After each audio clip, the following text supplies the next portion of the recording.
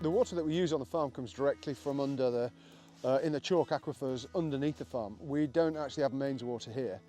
We've never managed to get it piped up. We've got quite good broadband and we've got quite good internet connection, but we haven't managed to get the water up here. So everything that we use up here effectively is extracted from the ground. Only recently were we encouraged to filter it and UV treat it, but up to that point it was just coming straight out of the ground and we were just drinking it. So everything that we use here basically then goes back into that aquifer. And because we've got our own water supply, we're acutely aware of making sure that we don't contaminate that in any shape or form. So we adhere to all the correct guidelines in terms of spreading manures and fertiliser near the boreholes.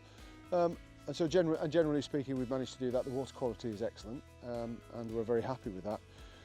And we want to just keep going with that.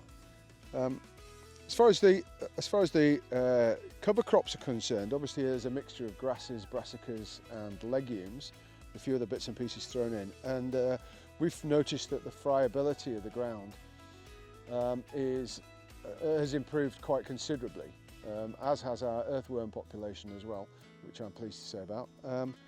And even today, we look at this ground here. There was a hard frost last night, and the frost has now come out, and we're still able to walk across the field without any problem of virtually no mud sticking to your boots and stuff like that.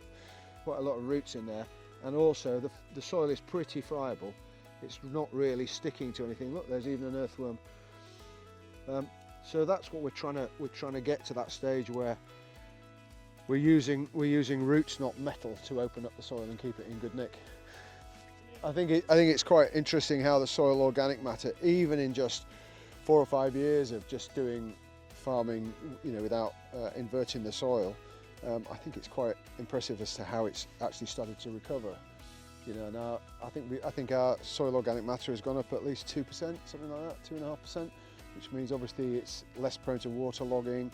We can get on it quicker when we need to, and the soil's just generally more friable.